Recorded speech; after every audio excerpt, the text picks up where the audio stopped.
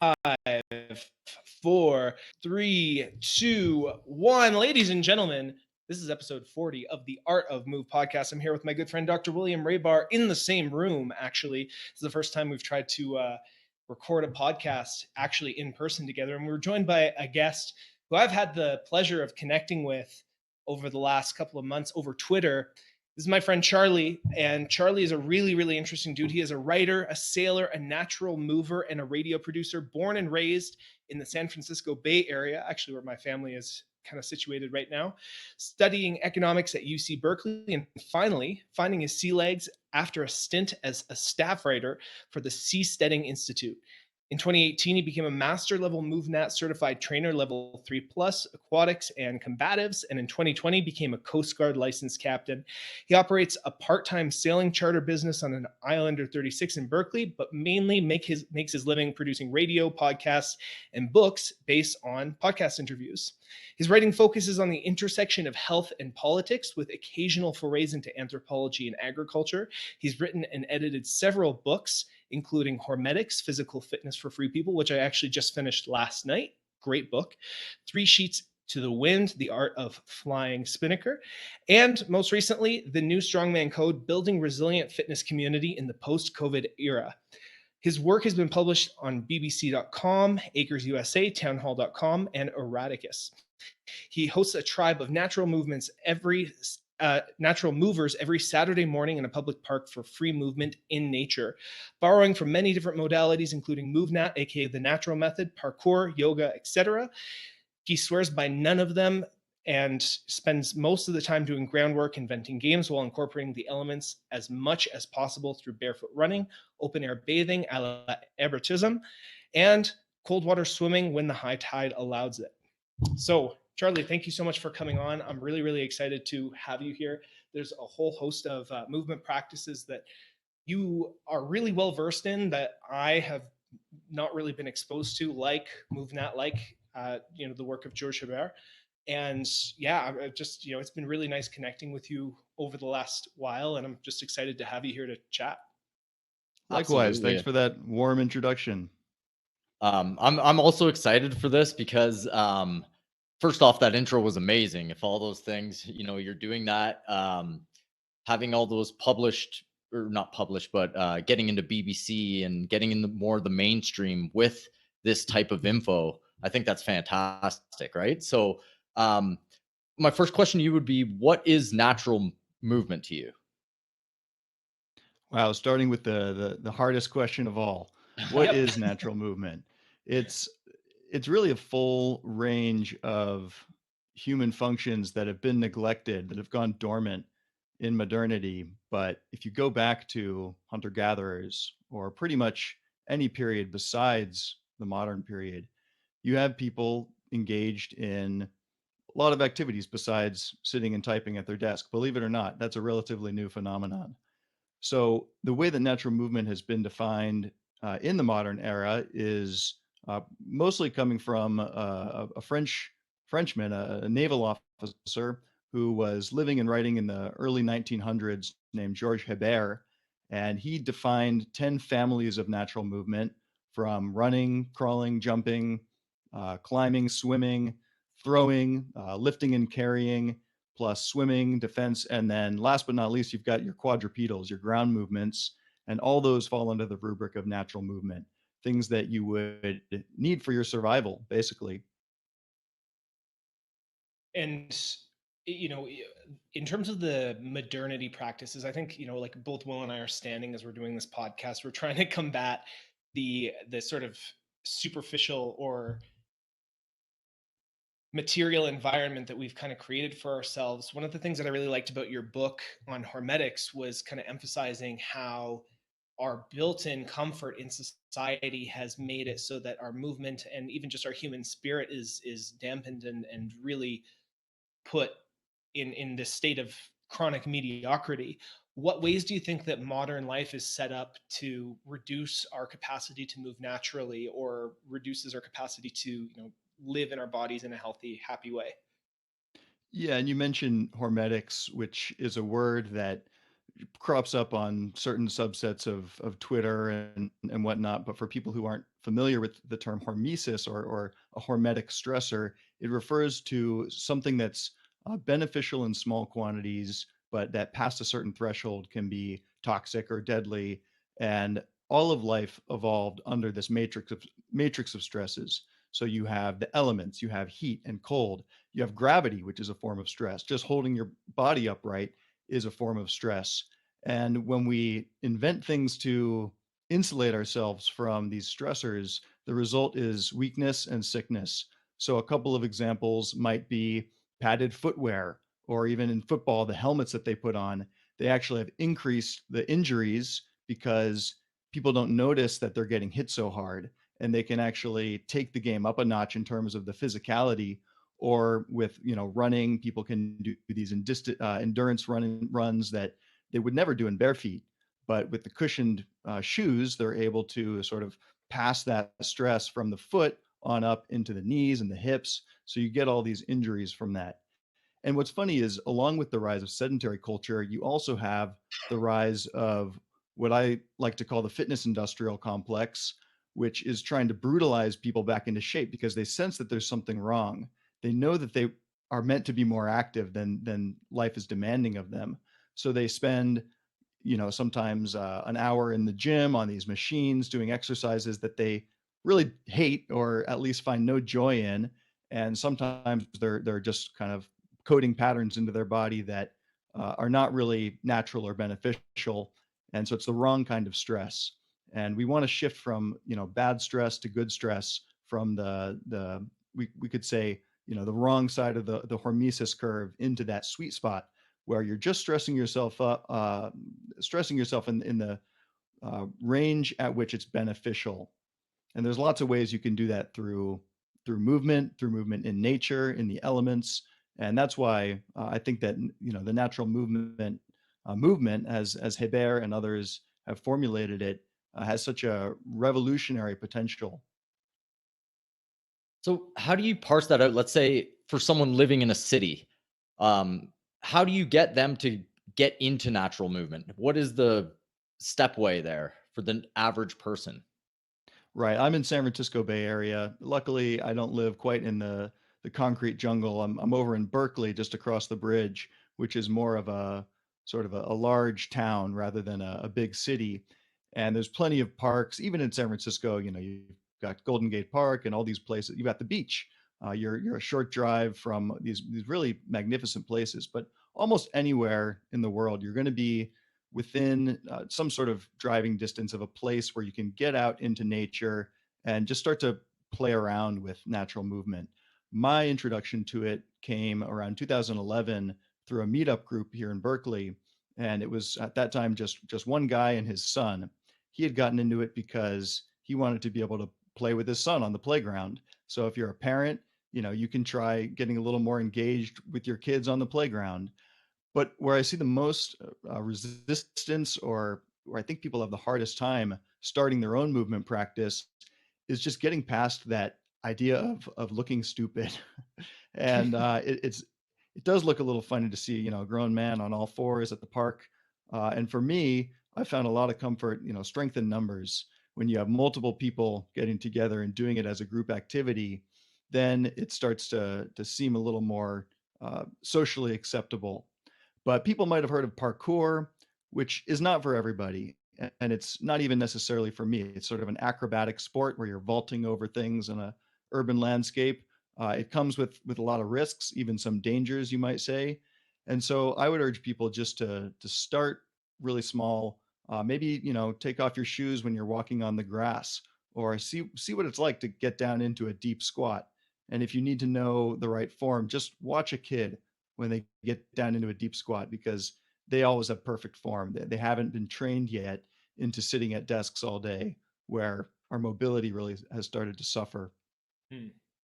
One of the kind of ideas that we started playing with, not just on the podcast, but shifting from a paradigm of this 1 hour a day in the gym mentality to having your whole life as being how you engage in your movement practice a little bit more, right? So rather than having, just like I'll still go and train for an hour if I'm doing a longer run, like if I'm trying to build a certain capacity, so I'll have a dedicated block of time where I'm training my aerobic capacity, for example, through running, and I'll be working on my running technique and dialing in my form. Or maybe I want to improve my biomechanics, so I'll spend a half an hour working on an aspect of my biomechanics that I know breaks down under fatigue.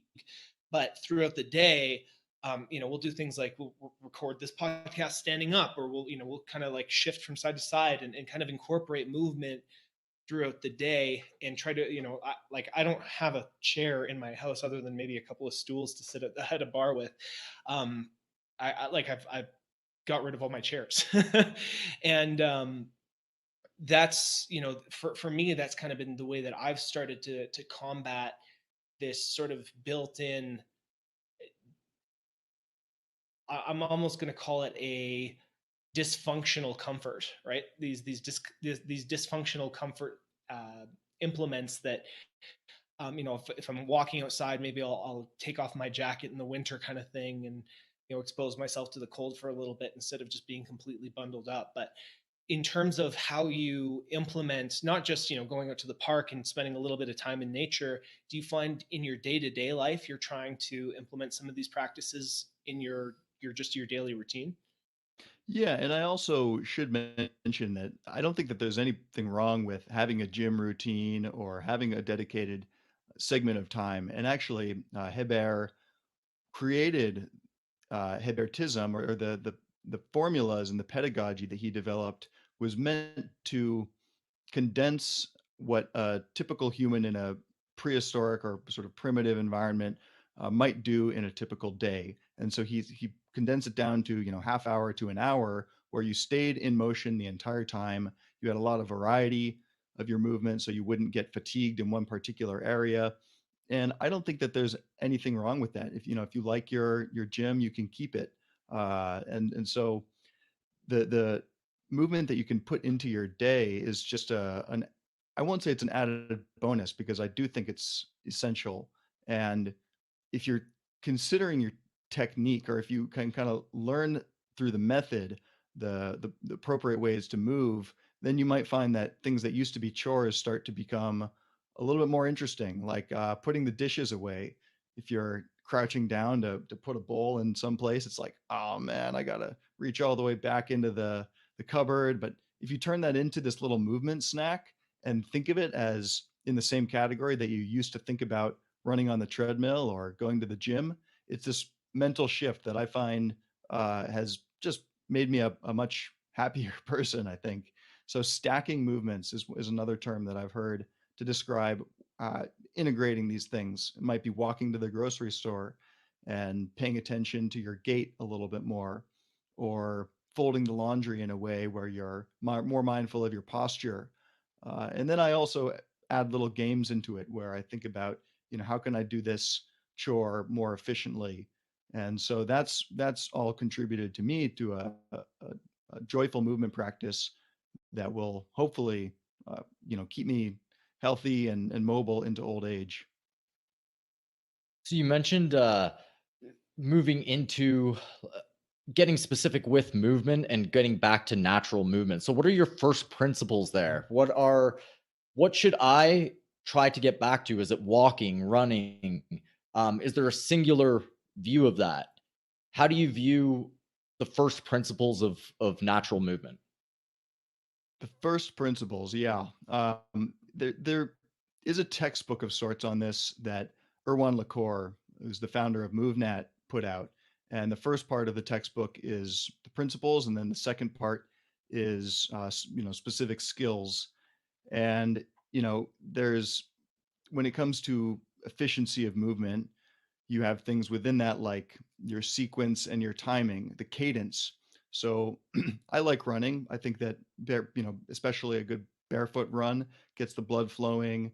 The lymphatic system is kind of energized into action, and you get a ton of benefits, respiratory benefits, muscular benefits. So when you're running, there's a handy tool. This isn't necessarily a principle, but there's a tool that you can use for getting the cadence right for 180 beats per minute. You know that song, Life is a Highway? It's like, life is a highway. Yeah, of I course. want to ride it all night long. So that's 180 beats per minute. And beyond that, there's, I would refer people to MoveNet as one resource for really digging into those principles. Uh, but for me, the elements are a huge organizing principle, and letting nature itself be the teacher. If you get out onto the uneven terrain of a forest, or if you start swimming in open water, that terrain or the water, as it were, and if you're swimming, will actually teach you how to move more efficiently. And so starting with, some technique, and if you have a teacher or someone who can guide you through some of the initial principles, then you have a foundation for going out into nature and just exploring and playing around. That's a very good point. I started barefoot walking in the mountains here about 4 years ago, and I do it every single day in the summer. In the winter, it's kind of hard. There's a lot of snow, and I definitely cannot walk the same if I have my shoes on versus shoes off. Um, it changes your gait and it makes you way more mindful of each step. So I'm completely with you there. The cushy Nikes can allow you to run a marathon, but you're definitely not going to be able to run that way on uneven terrain. So that's a good um, observation there. What about groundwork? You mentioned having games for ground based activity, if I wasn't mistaken. Is there There something are some there? games we like to play in the MoveNet meetup group, and one of them, this goes way back to the early days when I first started meeting up with Chip. We call it paleo tag, but basically it's a quadrupedal exercise where, once you built up a foundation for moving on all fours, once you understand contralateral movement, opposite uh, leg opposite with the opposite arm, then you can move on to more graceful fluid movement where you're maybe going into an inverted crawl from a bear crawl position, or you're going onto your knees. But part of the rules of paleo tag are very simple. It's just that you have to keep 3 points of support on the ground at all times, unless you're in transition and you're trying to tag someone else's foot or hand when it's on the ground. And so you can get really kind of strategic about how you're going to try to taunt someone to make a leap for your foot, and then you go in for the grab on top of that. And again, it can kind of look silly if you're not accustomed to these sort of things, but when you get a big enough group, all that stuff sort of goes out the window, and our instinct for social conformity kicks in. It's like, hey, everyone else is doing this, I guess I can do it too. Another one that we've been playing, that's sometimes turns into a kind of ground movement, a quadrupedal game.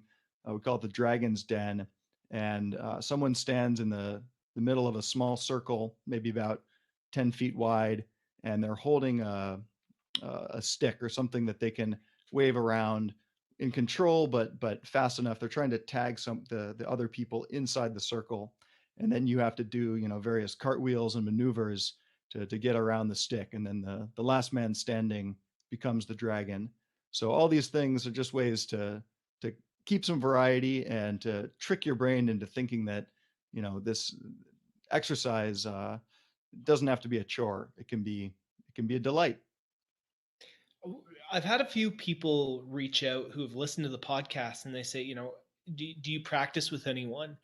And, Will and I kind of have each other out here, but the idea of actually building a community is something that a lot of people are thinking about, especially as they're getting into unconventional movement practices. A lot of people, we've talked about Goda a lot.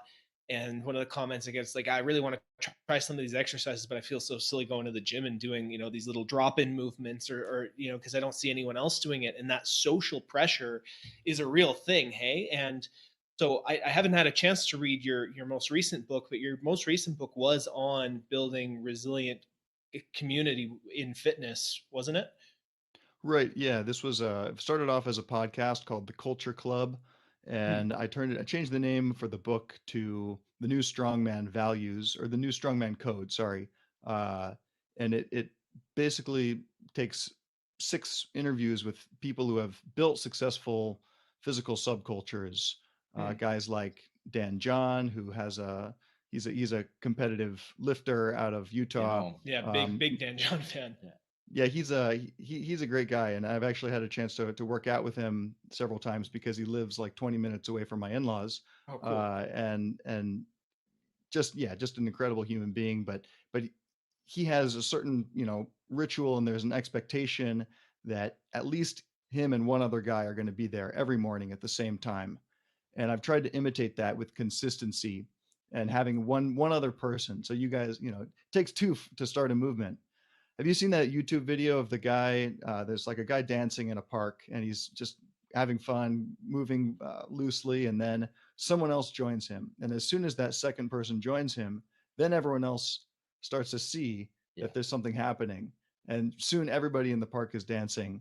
It's just like caught on film, wasn't rehearsed in advance, but it's been used a lot as sort of a sociology example of the idea of social proof, that the second person is the one that really starts the movement. And so if you have two people, just put up an announcement on Meetup and say, hey, we're going to be at the park at this time. And if you set that intention and put the word out, I guarantee you people will start to come. It took us a long time before we really had kind of a core group, but surprisingly during COVID, that's when things really took off because people were looking for something to do. The gyms were closed, and unintentionally, but very decidedly, like the people that showed up at our MoveNat were all on the same wavelength about COVID. And I'm not going to get too much more specific about that, but basically, it was people that were looking for a little bit of sanity and perspective, and they found that. And so that maybe outweighed some of the weird factor of of the ground movements and the games that we played. One of the things that I really was like drew me to you was the intersection between thinking about fitness and uh, sociology and philosophy and all. Like, do you have a good intersection of all these different things that you think about, and even politics for that matter? One of the things, there's this guy on Instagram. His name is Strong Camps, if you've heard of him, and he did this really interesting survey where he asked his audience basically, what kind of training do you involve in, and then I'm going to guess your diet and what politics you follow.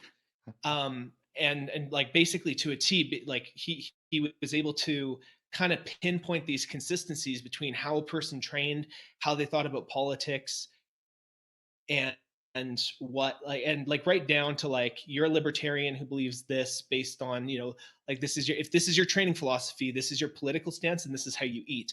And there's these intersections too. um like, for example, a lot of power lifter, power builder type would be very conservative, eat a lot of meat, either like lower carb or like carnivore style diets, because they're into strength sports with like hardcore right leaning politics, right? So it's very, very interesting that, like, I always kind of believe that the body is the mind, right? What we do with our bodies Hmm. and how we choose to operate and navigate the world in our bodies, we're also operating and navigating mentally in similar ways. What ways do you feel natural movement practice, in the way that, maybe MoveNat or Hebrewism sort of influences the way that you see the world or the society that we live in? Right. And hopefully, with natural movement, we can sort of break out of some of the narrowly defined boxes that have been offered to us as there's like the right left binary, there's the Yeah. vegan versus paleo. And, I'm proud to say that our group has a range of political beliefs. I think that, for Berkeley, we would probably be considered ultra right wing, but on most parts of the country, we'd be considered ultra left wing. So there's this kind of paradox of the politics, and the one unifying factor I think of everyone that comes to our group is that we like freedom. We're uh, free movement, free. We want to be free to do our thing outdoors and not be bothered by the man or the the system. And we're intentionally operating outside of the fitness industrial complex. It's free to come to the meetups. We have potlucks where it's all very communal, and at the same time, I think, my own journey through politics has taken me to this place where I want to focus as much as I can on the things that are in my control. And one of the things that's in my control is my health. But we could definitely get into some of the politics and other considerations around the food supply. I think that as long as you're conscious of what you're putting in your body, you're starting to ask these questions about the effects on our habitats and whatnot. Then you're ahead of most people. But I like to debate, like a lot of people, these different diet dogmas. And I'm a meat eater, but I like to think that the there's a strong case to be made for well-raised beef, as Rob Wolf would say. I don't know if you guys know Rob Wolf and Yeah. the Sacred Cow book and movie, but Great book. Great movie. yeah, we've got vegans in our group. And actually, I want to give a shout out to another guy in the new Strongman Code book named Chip Conrad, who had a really popular gym called Body Tribe in Sacramento, about 2 hours from here. And he is politically to the left of me. He's also a vegan, but he's one of the strongest guys I know, power lifter. And so it just goes to show that a lot of these boxes, he would defy the typing by this guy on Instagram. One of the rare cases. So I like that when we can break out of the norm a little bit. Yeah, absolutely. With I find fitness and the way people move with their bodies and how they attach to certain paradigms a lot like politics, where people get defensive and egoic about certain practices that they do. Um, is there a bridge that you've thought of or maybe written on with how to bridge the political systems similar to the fitness systems? Do you understand the This goes, question that I'm saying? yeah, I Yeah. think so. And I'll try to answer it with a hopefully not too long and rambly answer about where I first started my career as a writer and working at the Seasteading Institute, which is a really funky and outside the box nonprofit that could only have been started in the Bay Area. The mission is to, well, let me see if I can put my old PR hat on and say the mission of the Seasteading Institute is to enable the establishment of permanent offshore communities to further the innovation of government and society, or something like that. The idea of seasteading is to open up the oceans as a frontier for experiments with startup cities, basically. And you can just consider it as a thought experiment. You don't have to actually believe that this is coming in the next 10 or 20 or 50 years. But if you ask yourself, what would the world look like if we had 1,000 countries instead of 250? And what would the world look like if we only had two countries? Let's say, Russia and the United States, or Russia and China, as is looking more likely. Um, I'd much rather live in the world with 1,000 different countries because, one, you get competition among those political units and you can see what actually works. It's the same model that we use in the US, and I think you guys have a federal system in Canada as well, where you can have some experimentation at the regional or state level and allow people to vote with their feet and then test out these different things at a smaller scale. But when one federal government or national government tries to set the agenda for everybody and force everyone into a small box, then we get the problems of red tribe versus blue tribe going at each other's throats and literally becoming violent, as we've seen increasingly in the last few years, because they're being forced into the same system with people who share completely different values. And luckily, with food, we can still vote with our dollars, and those of us who want to eat, grass-fed meat or sustainably raised beef can find it. And I'd hate to live in a world where we were all, forced to eat the one true diet, and that would include even the diet that I might think is best. Um, so I could go on, and there's another interesting parallel with the system that we have for regulating meat in the United States. Right now, it's federally regulated, and you have only a handful, maybe like 300 federally approved, USDA approved slaughterhouses. So during COVID, when the slaughterhouses were hit especially hard by the pandemic, there were some parts of the country that had these big beef shortages, beef and pork. Uh, and there was a congressman from Kentucky, Thomas Massey, who's a very libertarian Republican, argued for uh, decentralizing the approval process for meat by allowing states to come up with their own systems and only selling meat within the state. But I think that this is the kind of creative solution where the more you can localize it and bring it back to people and communities where you know your rancher, you know your farmer. Doesn't work in every case. You know, I like to eat bananas in the winter time, so I don't mind some of that being filled in by trade. But that's my basic perspective: is localization and competition between governments. And so, if you're kind of equating that to movement, you almost see a parallel happening where a lot of movement modalities or movement philosophies, they kind of form their own subcultures. Even within the functional fitness community, you know, we've covered different functional fitness modalities like Goda and functional patterns. We actually have David Wett coming on the podcast next week, and like these people will constantly criticize each other for their Right. shortcomings, and they say, you know, we got the best solution. In a lot of ways, it's the same game being played with a different title, right? It's that you're looking at the ways things are working and criticizing the way that the other guys isn't working without giving necessarily due credit. But I think the really cool thing is that, you know, all of this is kind of happening. No one's saying that like you can't mandate a certain fitness modality. Basically, that's the one that, well, But you kind of can. I guess you because could. you can regulate it through the government, right? So like there's governing bodies within NSCA and within the fitness world that guides the education that you get, and they have lobbying power to get into. I'm a chiropractor, right? We learned all that the information that comes from these systems, they coincide with physiotherapy, right? So we have a streamlined way to learn, and we didn't get a lot of alternative theories put in there because of the lobbying power of bigger entities, right? And I'm the same way. I'm like, we should localize everything because it makes the most sense.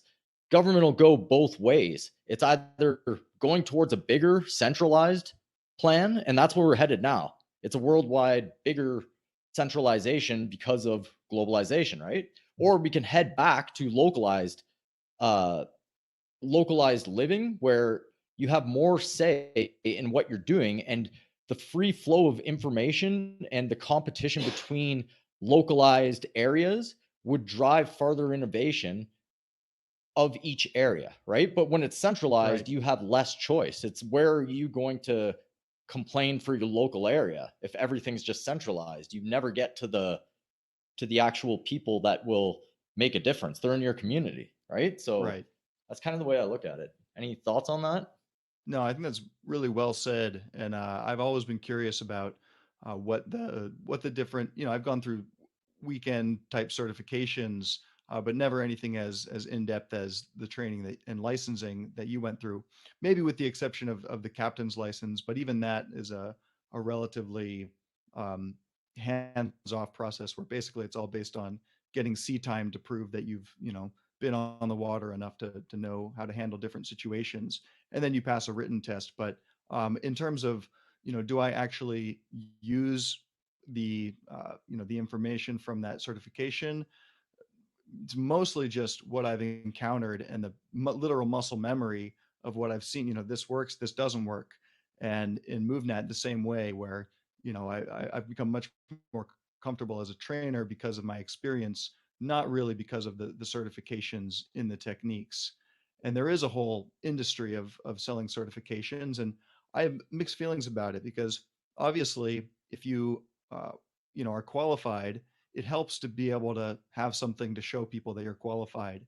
And I've learned a ton from a lot of the go-to coaches and people who have actually done the work and been through the curriculum. And I'm looking forward to introducing my movement group to a couple of go-to certified coaches in the Bay Area because I think that what they get from me is this sort of garbled, amateurish, filtered version of Goda. What I picked up from Instagram and all of your guys' podcasts with the Goda coaches.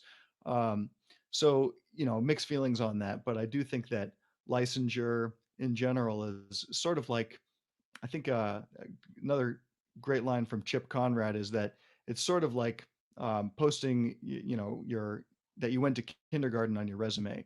It's the it's the minimum that you need. It doesn't actually qualify you for the job. So what does qualify you for the job of helping a person navigate through anything, but let's keep it in the context of movement specifically? Because to me, like likewise, my own personal experience, I'll just quickly give my take on this. Like I was a personal trainer who, within the first year, this was like close to 10 years ago, I got my first job at a Good Life Fitness, and that's a Canadian, it's like the Globo Gym of Canada kind of thing. And I took a weekend course. I had already lost 80 pounds myself. I was really, really overweight as a kid. I'd lost 80 pounds. And I applied for this job to sell the gym memberships, and they gave me this job as a personal trainer. And I was like, okay, I guess I'll get certified and I'll start training people, because I know, I know how to work out. I've been working out. I lost 80 pounds. I can do this. And I had the personal experience of like being a fat person who had to get into shape and like suffering through that. And I went through this certification and I used none of it, like 0% of what I learned at my CanFit Pro certification, like 0%.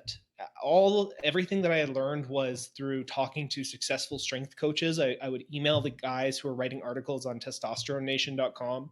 I would get as much information. I would scour forums, and then I would test everything on myself.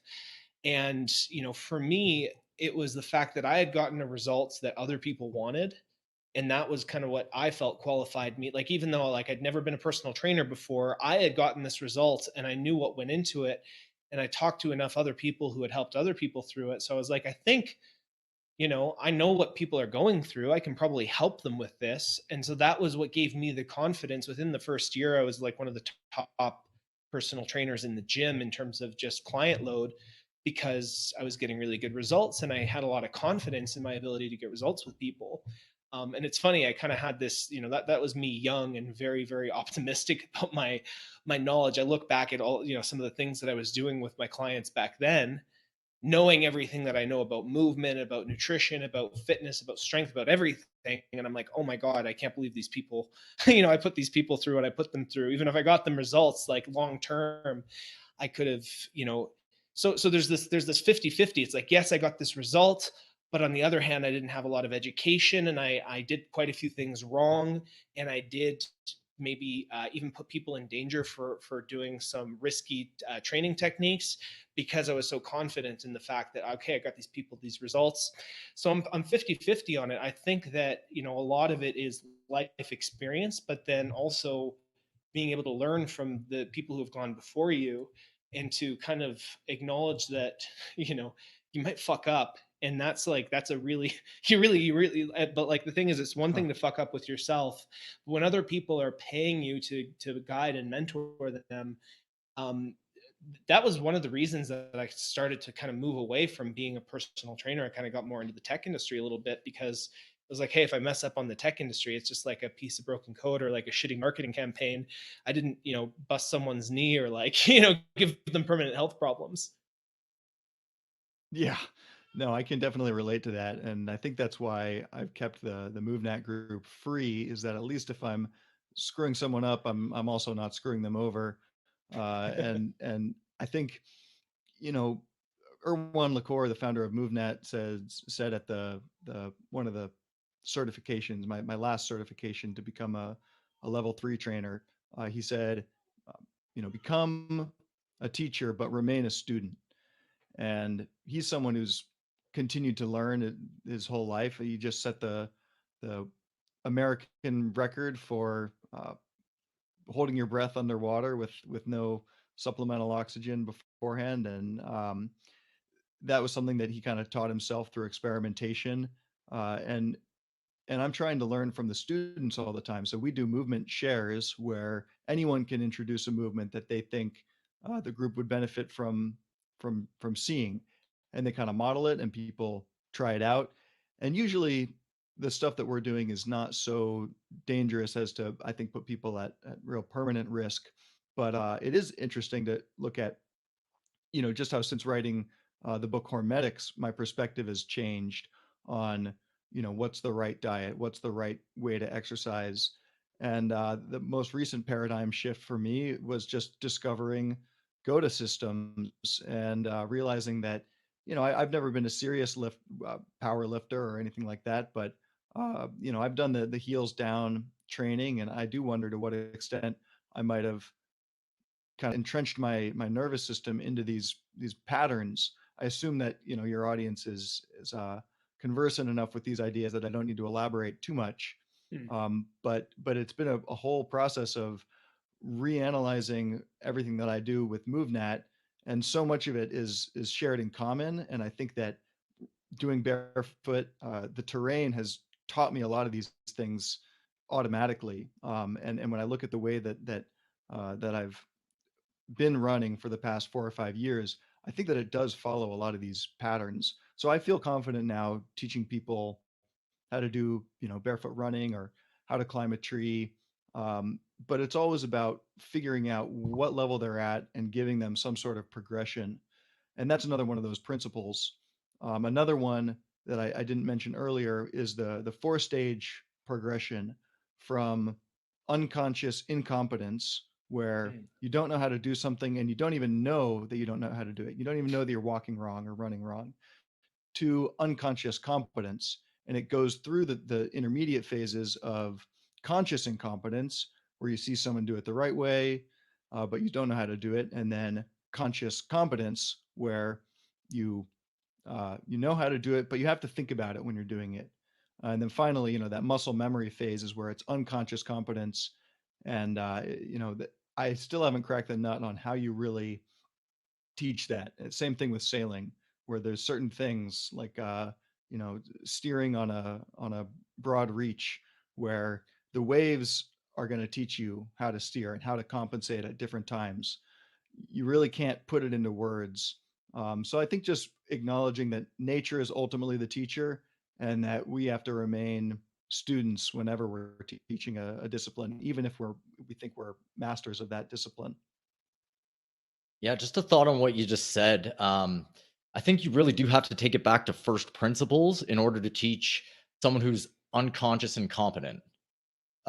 Teach the very first principles first. That's something I always try to analyze when I'm working with someone, is where are they at in that spectrum that you mentioned, and how am I going to deliver the information here? Obviously, the podcast that we're doing, it's already, people are consciously competent pretty much, right? They're trying to find the next level of info. But if somebody comes to me and they have no information, it's a patient and they're brand new, and they're going to the gym for an hour a day, sweating it out, and they're like, my shoulder hurts, can you fix my shoulder so I can go back to the place that I injure it in? Right. So I can't just be like, okay, bow and corner your shoulder now.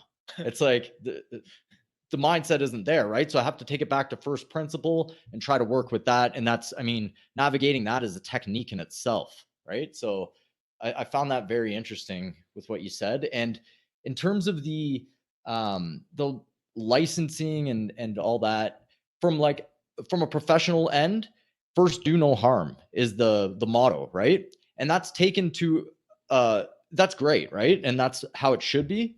However, that's taken into the legal realm, and then it builds on itself where it becomes don't get sued.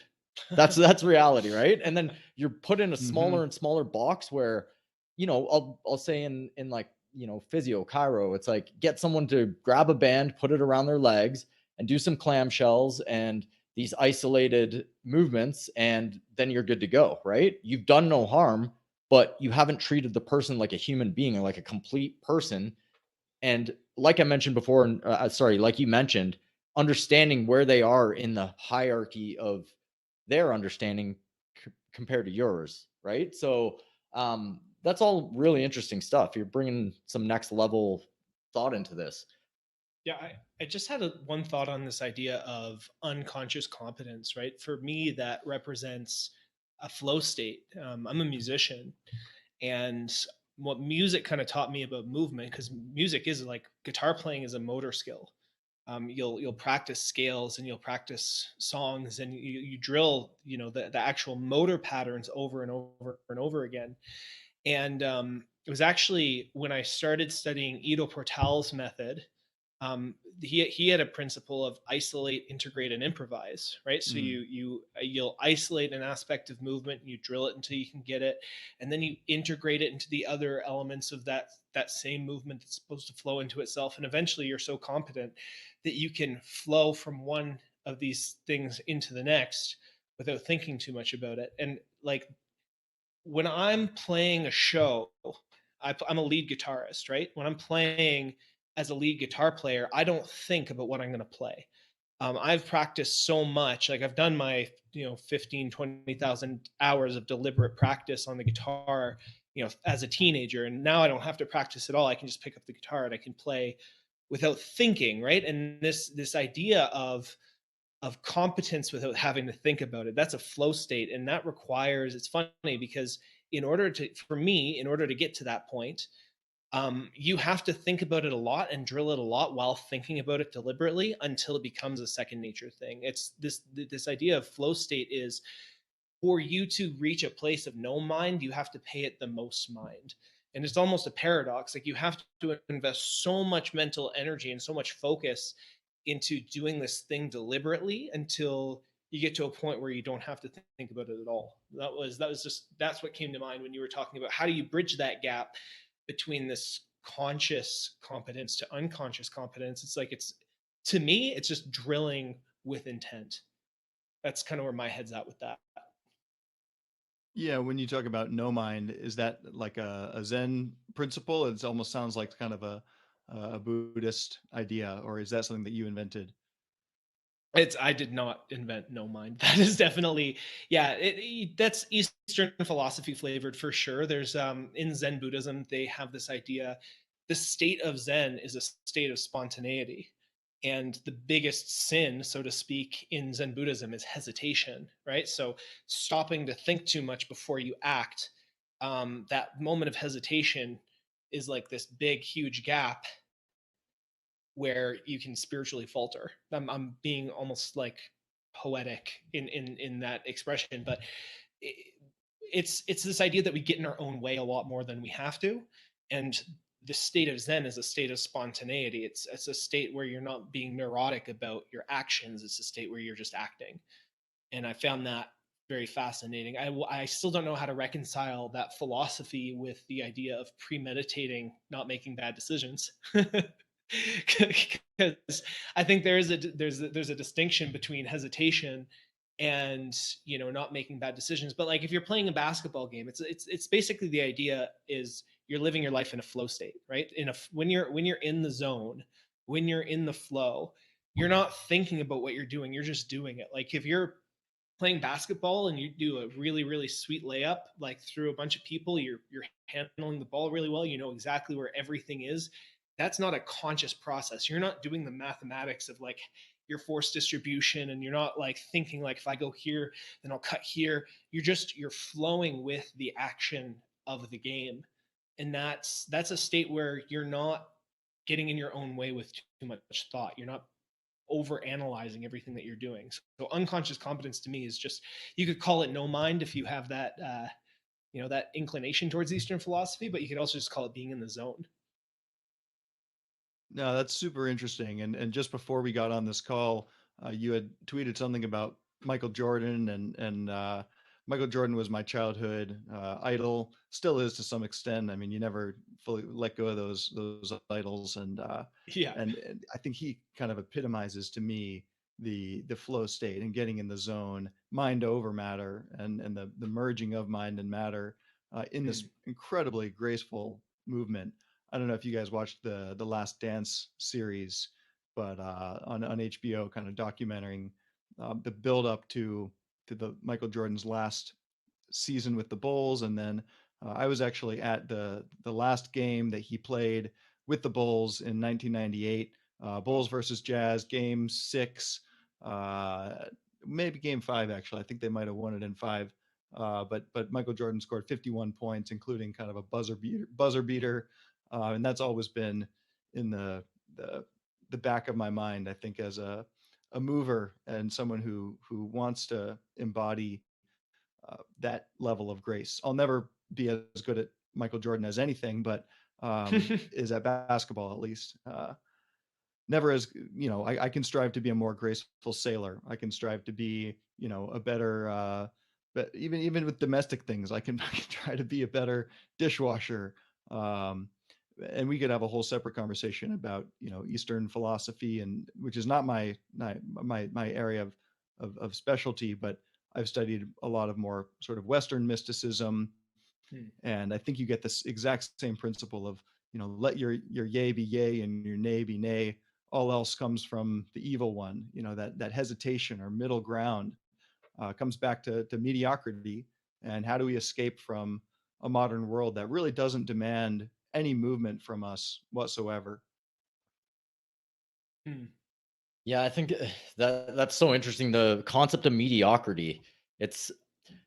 I don't know if you can be completely.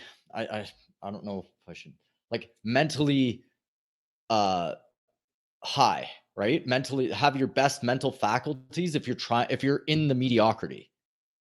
Like I think the spirit really resides in trying to level up, try to go further with whatever your passion is, whatever you're doing, right? And that brings on the confidence and competence through actual action, right? So it's just a thought I had on that whole subject there. So you said that your background in terms of studying is more Western mysticism, right? So I would assume that would kind of be the Abrahamic religions, so Christianity, Judaism. I know Islam is technically considered an Abrahamic religion as well. Yeah, I mean, I've definitely explored a lot more. I was born a Catholic. Like I was born into a Catholic family, a Roman Catholic, a bunch of Italian Roman Catholics essentially, and was baptized as a Catholic. And growing up, my family just stopped going to church suddenly, right? And that was something that I grew up most of my life without a religious or spiritual sensibility, right? And um, I've only more recently, because probably in the last 8 to 10 years, been very, very heavily invested in comparative religious studies. Eastern philosophies were just they were most conducive to the actual lived experience, like lived mystical experiences that I had, right? So like I had actual experiences in meditation or actual beatific visions, so to speak, that were more conducive or more explainable to me using the terminologies or the descriptions that I had read in Eastern scriptures. Some of them were conducive. When I started reading, St. Thomas Aquinas had some stuff that was really, really clarifying for me.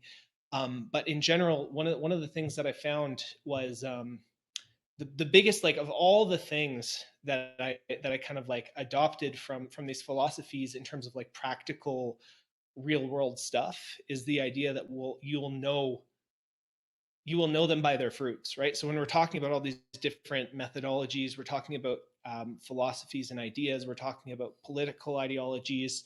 The big thing that I kind of keep gravitating towards is what are the results, and not just like one aspect of a result. What are the total results of the application of the embodiment of this principle in reality, right? And that's been a big thing for me. That's why for when I first heard of Goda, for example, I thought it was ridiculous because it was very entrenched in CrossFit mentality, weightlifting mentality, and the idea that you shouldn't lift weights because it was bad for you. I was like, well, that's ridiculous. You're just eliminating one aspect of a total fitness.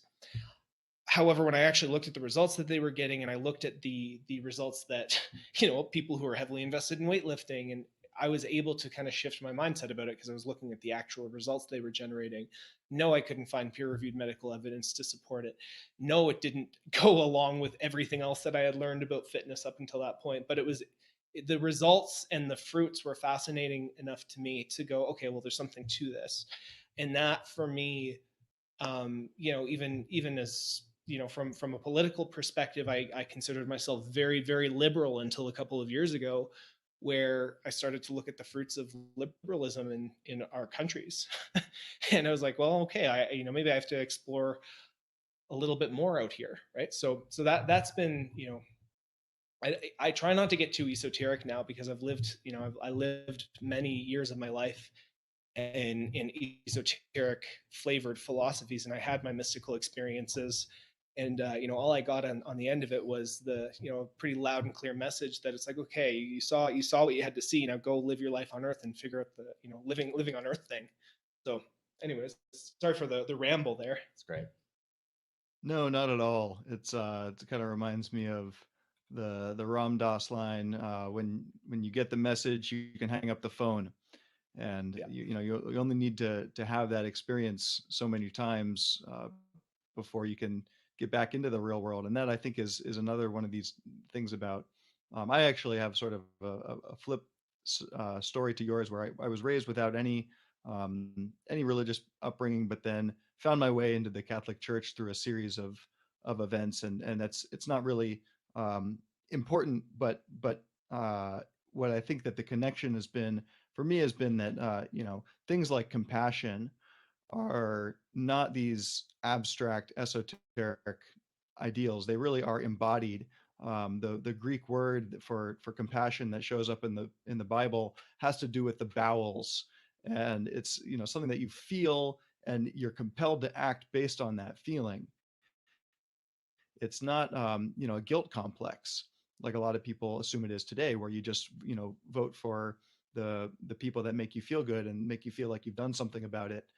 But I think to tie this back to Georges Hebert, because he's been such a big influence on my philosophy of movement, he talks about be strong to be useful, and for him the virtue component was always a huge part of Hebertism. It's not necessarily part of the natural method, which is just any techniques that you could trace back to prehistoric people, but the actual natural method. Uh, Sorry, I think I might be getting some sort of buzz here, but is my audio still coming through okay? Your audio is great. Yeah. Okay. So, the fruits of Hebertism were men, moving their bodies in ways that people had never, at that time, like the 1910s, had never seen before. They were used to these Swedish gymnastics methods that were the norm in the rest of the military. And then at one point they had a demonstration, the International Congress on School Hygiene, it was called, and the Navy got to actually demonstrate the Hebertist methods, which included these tall climbing structures and people working together, men carrying other men on their backs, and showing how it was actually useful in the field, useful to our fellow men. And I could tell the whole story of how Hebert came to this motto, but the short version of it is that he was stationed on a big tall ship off the island of Martinique. I think during it was the late 1800s, when he was still a young man, a young soldier, and this volcanic eruption buries the island in ash and hot embers, and they go from the ship to shore and spend the next 3 days pulling people out of the rubble. And he discovered that only the people who were physically strong were capable of helping in this rescue effort. So whether you're doing something as dramatic as that, or as mundane as playing with your kids on the playground, or getting down with your grandkids to play with them on the floor, our movements have to be connected to some sort of purpose. And Hebert thought that purpose had to be connected to other people. Mm-hmm. I read a really interesting book that kind of had a similar tone. And just since we were talking about the connection to the Catholic Church, there was this really interesting movement called Muscular Christianity. And it was basically trying to revive masculine community within the Christian church throughout the United States. And that was the basic premise. It was like, look, at the end of the day, we need strong men to do useful things in society. And if we want to actually do the works that Christ wanted us to do, according to, like we're following the Bible, we're trying to follow the works of Christ. We need to be physically fit and physically able to do that. And so the muscular Christianity movement, I think that's actually the origins of the YMCA, if I'm not mistaken. Like why the YMCA is a chain of gyms there was the muscular Christianity movement trying to add physical fitness to this community of Christian men. Yeah, that's interesting. You mentioned that. It makes me think of a little flip book that someone sent me. One of the most knowledgeable guys I know about all things physical fitness related, Ron Jones, of the Lean Berets, and he's another guy that's interviewed in the new Strongman Code book. But it's about a Canadian, actually a Canadian priest named Father Raoul Cloutier. Might be butchering the pronunciation of his last name, but he was an officer in the Canadian Army and uh, in charge of a lot of school-aged boys. I assume some sort of Catholic boys' school, and he introduced and imported the Hebertism, the natural method, into this school as their PE program. So it was functional fitness on steroids. The kids were running through the woods and climbing on these obstacle courses rather than just standing in place and doing jumping jacks. And there might be a place for hopping drills or things to specifically develop the calves. And I do think that we need to spend some time in a controlled environment learning the techniques. I'm really looking forward to getting deeper into the GOTA systems because it's already changed the way that I move and made my other kinds of movement, the locomotive stuff outdoors, makes it more fun, and it makes me feel safe doing things that I used to feel I didn't want to get up to a certain speed because I felt like I was going to flip and fall on my face or something.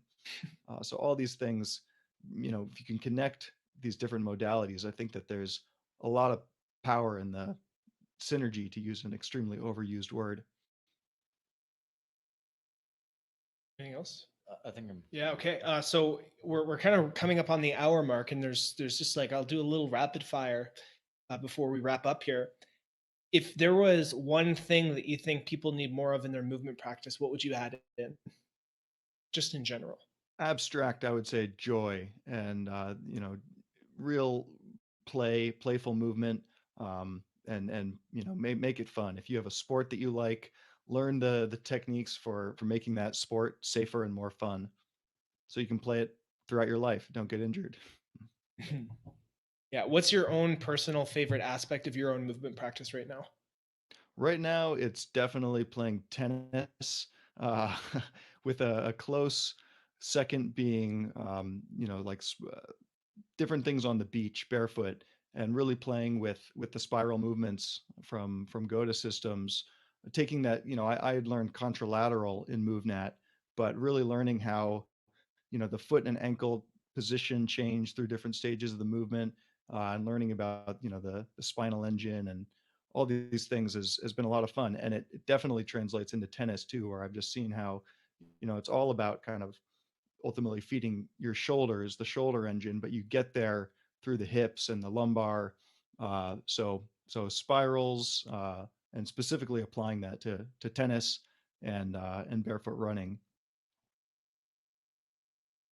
If you were going to give advice to someone who wanted to start their own movement group or they want to start their own movement community and they don't know where to start, what advice would you give them? You find one other person and show up somewhere consistently, and then be really clear on your values, and try to make it so that those values aren't just some sort of superficial poster that you would put up on the wall, but something that really imbues every part of that group in a embodied way. So for my group, that was freedom. It was the elements, things like that. I don't know if the elements are a value per se, but maybe hormetic stressors or something like that. And find your subculture, find your evolutionary niche, because you can't be all things to all people. Absolutely. And lastly, if people want to learn more about your work, where would you like to send them? Where They can can they go where can they get to your best stuff, basically? Yeah, I think right now my best stuff is probably coming from my Twitter feed. I post everything else that goes up anywhere else to Twitter. So that's at Deist. My last name is Deist, pronounced Deist, but it's spelled like Deist. And then I also do have a website, which is A Natural Method. I'm not claiming that it's the natural method, but it is a natural method. And so anaturalmethod.com. And I do have an email newsletter where if you sign up, you get some goodies like the Poor Man's Paleo Guide to Eating on $10 a day or less, thriving on $10 a day or less. And I highly recommend anyone goes and signs up for your email newsletter. I really enjoy your writing. Like I said, I just finished your book on hormetics last night, and I kind of, I'm a subscriber on Medium, so I was able to go through all of your Medium articles, and I really enjoy your writing. So go check out Charlie's writing. You can follow him at CHDEIST on Twitter. And hey, man, thank you so much for coming on. This has been an absolutely awesome conversation. Thanks so much. I learned a lot and got some deep insight, and would love to have you back on again. Well, thank you. Like I say, it's an honor to be on this podcast because it's become my favorite of late. And so keep up the good work. It's God's work. Thank you, man. Love it. All right. And for those who are listening to this on iTunes or Spotify, you can check this out live on nofilter.net. If you want to see the video replay, it's also in my vault. My name is Anthony Manuel. You can find the video replays in my host vault. Thanks for listening, guys. We'll catch you next time. We have this Thursday, March 17th, we have Go to BAM joining us live, and you can sign up for that. Next week, we have Jordan Taves. He's a Go to coach as well. And we have David Weck on Wednesday. So come join us live on nofilter.net if you want to actually interact, ask questions in real time, and see us actually in person, kind of on live stream video with zero delay. Thanks for watching, guys.